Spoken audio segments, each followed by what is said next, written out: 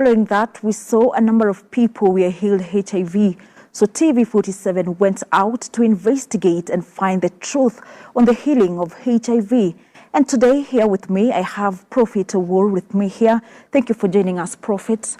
Thank you for having me. So today, I'd love to speak with you on the healing of HIV. We went out as TV47 to investigate. Particularly, we went to Laikipia and investigated a case of Peter Oyani. We understand that the other day, Cabinet Secretary for Health, Adan Duale, said that it's not medically possible to heal HIV. What do you say about that? What did you find about Peter Oyani? We found out that he was healed. You found out that Peter Oyani was healed? Mm-hmm. Yeah, so thank you so much for having me, TV47. And I want to say that this is really very, very formidable tonight, mm-hmm. because as you are aware, we have stayed out of the Kenyan media for a long time in terms of one-on-one interviews. Mm-hmm. I know that many times we have done meetings, and in those meetings, we have hired TV stations to do them live, mm-hmm. so that, unedited, everybody can see the healings taking place. Mm-hmm. And so, first of all, I want to begin by saying that I am indeed very blessed that you went out as TV47, that you picked the courage to go out to find out this HIV healing, this healing of HIV that we hear being spoken about in the country, the national discourse, is it really true? Mm-hmm. And I want to say one thing, Samira, in your program today, that for many years now, ever since we realized that there was a heavy HIV/AIDS burden in the land, and then I began to curse, to use my prophetic tongue, to curse the virus that causes HIV in the big meetings, as you saw in Nakuru recently. Ever since the Lord began to heal HIV, and I'm going to talk to you about how strict we are, how strict I am with these healings, because we understand so well we're handling the glory of the Lord Jesus. So we are very, very strict. And so, way back when the first case of HIV was healed, many years from now, because I want you to know that today we have so many of those healed who have lived like for 10 years without ARV, and you'll hear our program that we put them on of constant monitoring across the years to see, is this healing durable? For us, that's also a very important thing to know. So, when the healings of HIV began in the meetings that I organized in this country, that became like a watershed moment in the land. And that's why we were so blessed to hear that you went out to investigate as an investigative journalist, to investigate, say, is it really true? Because it's one thing to talk about it left and right in social media, but on the ground, is it really true that HIV has been healed in this country? Because if that be true, that can be very consequential in the land. And so, Samira, in your program, I want to tell you this, that for many years, when the Lord began to heal HIV in the healing services that I do in this country, we began to seek consent from the patients, and we asked the patients if we can air their telephone numbers, their medical records, and they gave us the consent. They said that they too would be happy if someone else will find help, because they know, first of all, the cost of HIV/AIDS, even to be under care and all that. Mm-hmm. And they know too well that HIV/AIDS is incurable, cannot be cured.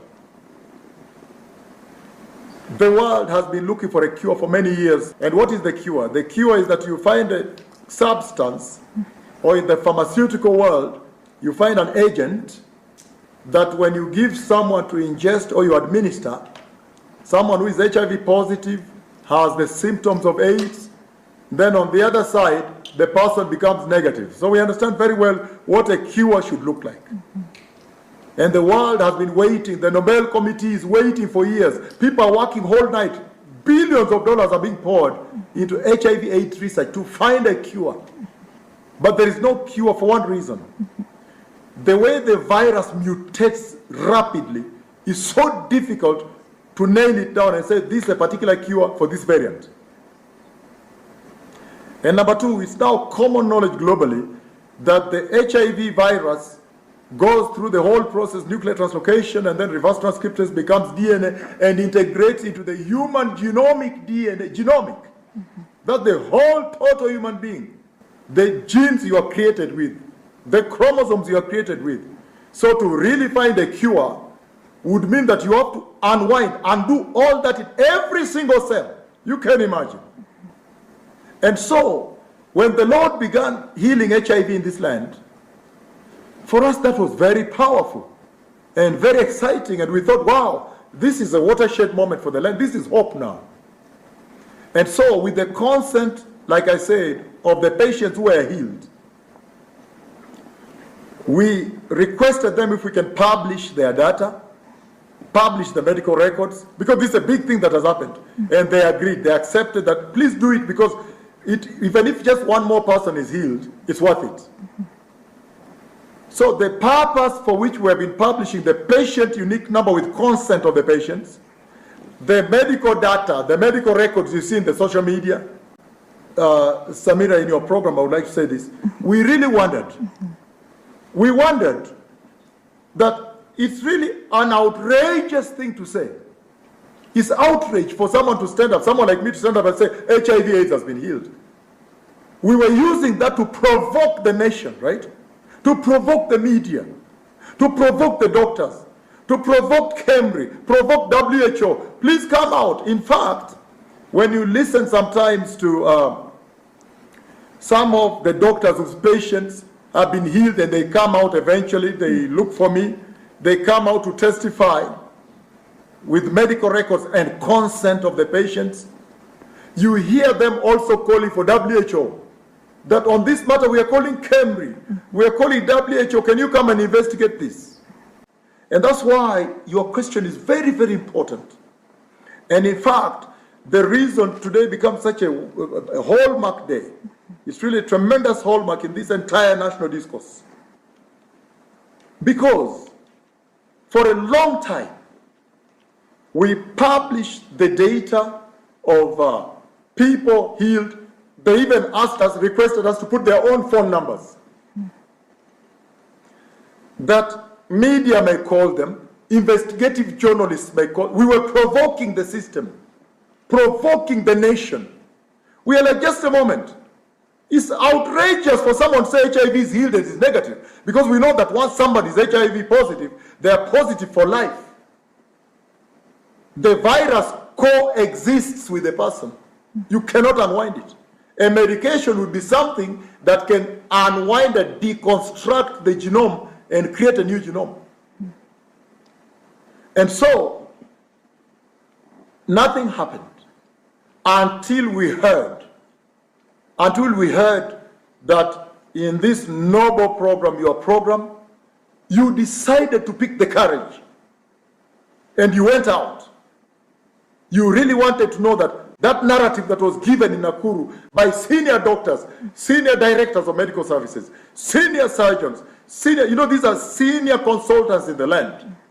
They are authorities in their own merit. We were so pleased, I was really blessed to hear that you set out and you went all the way and you looked for one case. In fact, I was even wondering, how did she choose this particular case? Sometimes we want to know, because we have a few cases, as now you have known. Mm-hmm. We would want every case be visited. Mm-hmm. We thought it's not our duty. It's really not our duty, because we don't have the prerogative. Mm-hmm. We don't have the authority. Mm-hmm. or the mandate to call the Centers for Disease Control in Atlanta, Georgia. But because of this wonder here, and we saw that nobody's coming out to investigate it, we at one point even looked for numbers of doctors at the Centers for Disease Control in Atlanta, Georgia. We wanted them also to come and see. Can you come and investigate this for us? HIV has been healed here. That's a serious thing. And so when I heard that you set out, you went to Nanyuki, and then I heard that you went to Rumuruti, and finally you met Peter Oyan. And with his consent, we are speaking here today, with a sworn affidavit. Oh, that touched my heart. And so you have asked the question. You've said you have gone out and you have found that indeed it is true, HIV/AIDS is healed. You are right, Samira, when you say that HIV/AIDS is incurable. There is no cure. But now, when the Lord sends me to do such a humongous meeting, like the case you have referred to here, the case that the senior doctors presented in Nakuru recently, that was a case that was healed, as you heard in the narrative of the doctor's narrative. It was healed in the previous meeting, Menengai 7. And in that case, as you heard, Awino, with her permission, with her consent, a sworn affidavit, you heard that she did not even attend. Did not even attend Nakuru Menengai 7. I was simply in that big meeting, and when I lifted up my left prophetic arm with a microphone on this hand and decreed healing, cast the virus that causes HIV with my prophetic tongue. And what she did, as you heard in the narrative, she took that card from CCC and touched on the screen of the TV that was airing us, and touched where the hand was, and she felt heat touch and she collapsed. And she knew she had been touched. She went back to the church.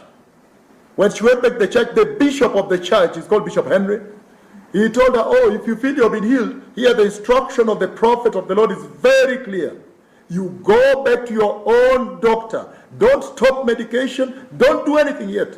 Go back to your own doctor, the one that examined you, found that you are HIV positive, found out the WHO clinical stage you are in, found out your CD4 count, found out your all these things, your viral load. Go back to the doctor that's giving you ARVs and tell that doctor that you feel in your body you have been healed. I am very, very strict. Mimi ni mkali sana sana. When the Lord heals somebody from HIV/AIDS, Wakati Bwana anaponya mtu kutokana na virusi vya ukimwi, I normally insist kwa hivyo kwa kawaida huwa nasisitiza that they go back to their own doctor who has their file. ya kwamba warudi kwa daktari wao wenyewe aliye na faili yao. And so that is when we know, because she also feared to go and face her doctor, she first went as anonymous. She went as anonymous to Nyamonye Private Hospital. And she just went like anyone else seeking to be tested. And when she was tested there, and the result came negative, the way she reacted is what caught the attention of the counselor, the people that were testing, the tester. She reacted shocked and jumped. And then the person who gave her the result said, Kwani, what did you think? Did you think you had HIV? It's negative. She said, no, I'm a patient. That's when she removed her CCC, Comprehensive Care Clinic card. And that is a card that we have now learned. We have learned so much, Samira, we've learned so much on this journey, this tremendous journey, as you can imagine.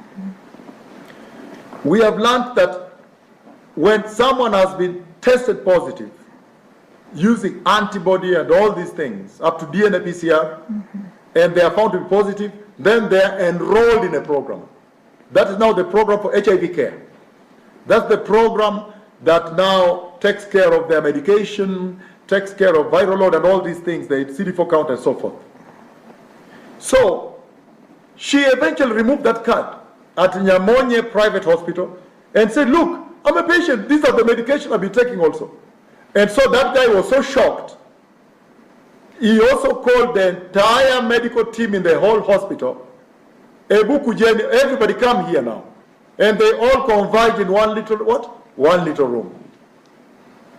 Listen to what this mama is telling me. This lady is telling me that she's an HIV patient, and in fact, when I'm looking at her card here, she's even enrolled in care, for care. But she has tested negative. And then I think the medical team there, the one who was in charge, said, can you re-examine her in our eyes? So I'm told they took her blood again, and all eyes were glued on the slide. As the slide turned negative, you can imagine. I'm told the room was as quiet as if a pin dropped, anyone could hear. And then when she turned negative, they were so shocked. So they told her, you just go back to your doctor who has been giving you ARV. We can see here it's in Usigu, Sub-County Medical Hospital, and go to that doctor and tell that doctor to re-examine you. Because for us, this is what we have found, but let him know this. So, Millicent Owuor, instead of going, the particular case, Samira, that you mentioned, instead of going to Usigu, she still went to Bondo, but she still again did not go to Ulungu Medical Center where she had tested positive. I'm told she went to Bondo Sub-County Hospital. And when she went there, she wanted to confirm this. She again tested, found that she was negative. Then she now gathered courage and she went to Ulungu dispensary, Ulungu. Ulungu are the people who first tested her, found that because she was falling sick. She was falling regularly sick. She was having skin rashes. She was having unresolving cough, diarrhea. Those things are there. They're all written. When she went to that clinic, Ulungu dispensary, they did all the other tests, malaria, what have you, and they turned negative. That's when now the counselors, we are told, sat with her and asked her, do you permit us to run an HIV test? And because we have done all these other tests, typhoid, what, amoeba, what, malaria is negative. But just know that if we do this test, one line means this, one band, they call it a band, two bands means this. And then she accepted. So at Ulungu, we are told, is where she was first tested positive. So after she tested negative after the healing at Nyamonye Private Hospital and Bondo Sub-County Referral Hospital, she then gained courage and she went to now Ulungu, where she has a file that she's positive. And that is when she told them, please, I have come to be retested.